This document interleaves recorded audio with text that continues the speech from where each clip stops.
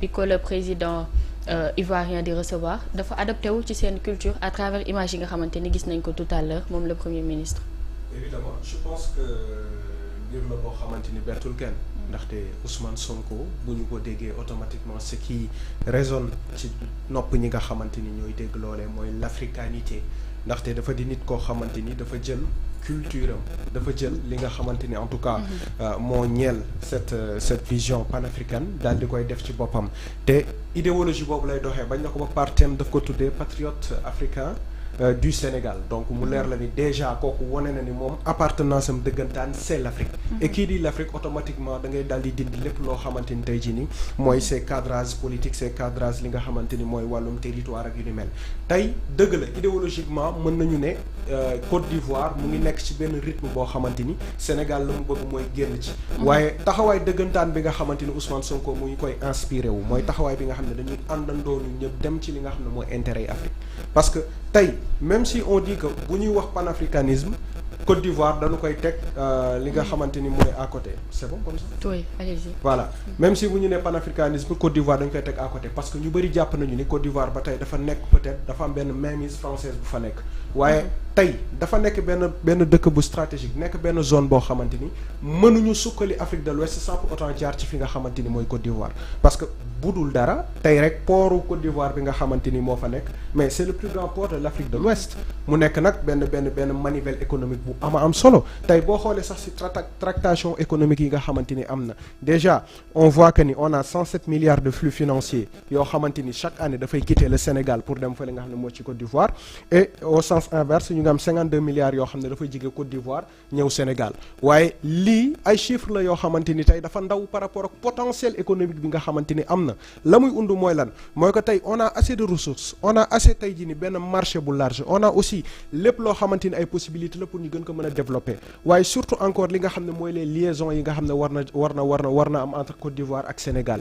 et sur ce point je pense que le premier ministre daal dina ci àddu par rapport au corridor bi nga xamante ni nee na faaw ñu renforcer ko te bu ñu fàttalikoo les premiers accords yi nga xamante ni am nañ ko avec la Côte d'Ivoire le Sénégal la Côte d'Ivoire c'était en 1971 donc yàgg na te accords yooyu boobook léegi boo seetloo amul évolution boo xamante ni am na ci diggante bi donc qu'est-ce qui n'a pas marché lan mooy problème yi nga xamante ni jotoon na fi am parce que on voyait tey jii ni Macky Sall nekkoon fi président boo xamante ni il était assez proche en tout cas du président ivoirien waaye boo seetloo ba ci biir taxul amul benn impact boo xamante ni am na ko ci dem ci li nga xamante ni mooy dooleel boobu lay économie moo tax tey jii ni moom la premier ministre Ousmane Sonko daal di jóg ne nañu dem waxtaan ak ñi nga xam ne ñooy suñuy frère waxtaan ñi nga xamante ni tey jii ni ñoom la ñu sekkal Afrique waaye rawatina ñoom la ñu bokkal Afrique de l'Ouest parce que tey wax naa la ko léegi-léegi ci exemple port te je pense que le poumon économique de tout pays si li nga xam ne mooy secteur portuaire bi lay doon te boo seetloo li nga xamante tey jii nii bu Abidjan nekkee premier port en Afrique de l'Ouest Sénégal mooy deuxième port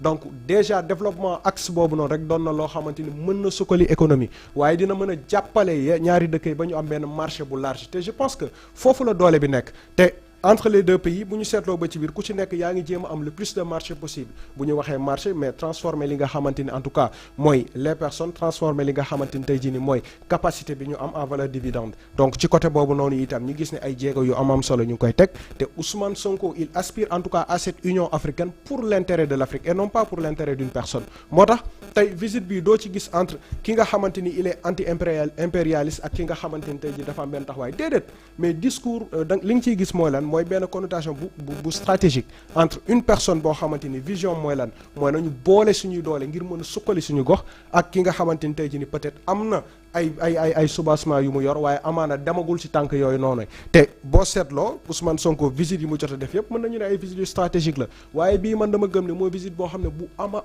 am solo boo xamante ni tôt ou tard dafa waroon a am te à partir de visite bii nga xamante ni def na ko fële ca Côte d'Ivoire mais yu bëri mën na sukkaliku parce que tey Côte d'Ivoire am na yenn moyens yi nga xamante ni am na ko peut-être au niveau de l'Afrique de l'Ouest peut-être le Sénégal amagu ko te tey Sénégal aspiré na àgg ci benn niveau boo xamante ni tey grâce à la Côte d'Ivoire en tout cas dina ci mën mën a gis yu bëree bëri wala boog moom ci opportunité yu bëree bëri te loolu itam mu nekk ay mbir yoo xamante ni bu ñu ko creuser dina doon loo xam ne lu am solo la moo tax man ma gëm ni encore une fois c'est une visite boo xamante ni tey visite bu am solo la et bu ñu dégluwee li nga xam ne mooy discours yi jotam parce que déjà gis nañu ne moom Ousmane Sonko le président de la République daal dina koy recevoir tout à l'heure à 17h30 donc cela montre que ni effectivement il y a des discussions qui se sont faites et que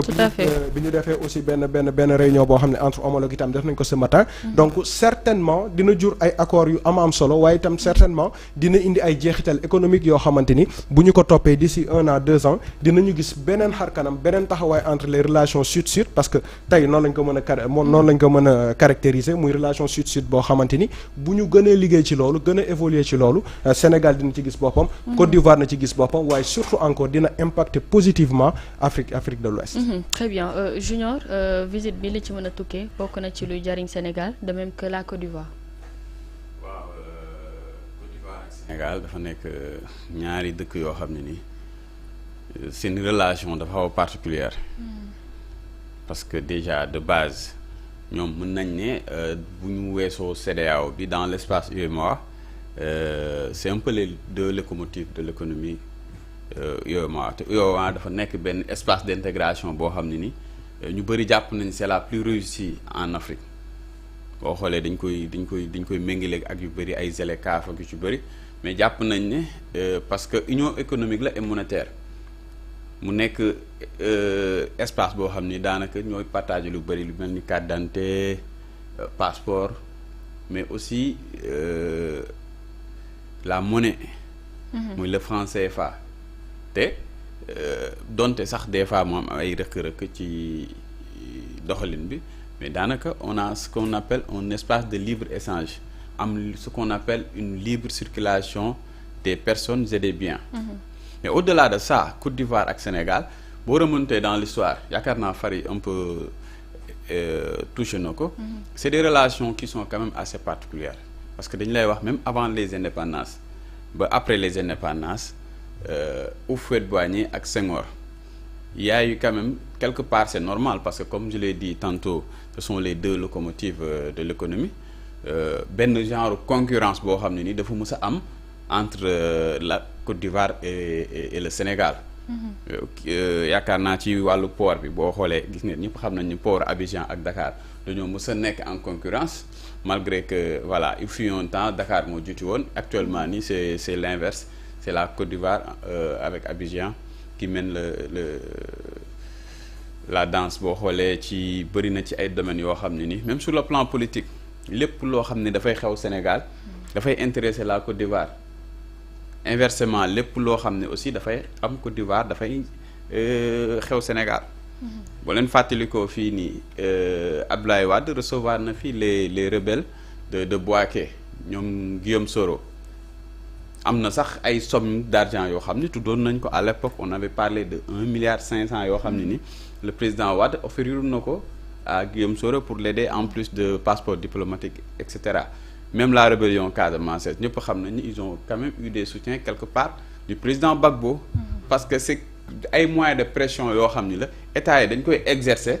ci seen adversaire wala potentiel concurrent pour un peu maintenir benn distance bi wala benn équilibre par rapport ak concurrence bi am te loolu noonu c'est-à-dire il y a eu nag quand même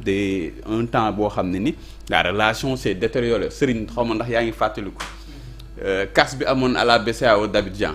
ñu jëloon fa lu toll ci 7 ou 8 milliards ñu bëri nee nañ xaalis boobu noonu Dakar lañ ko raxasee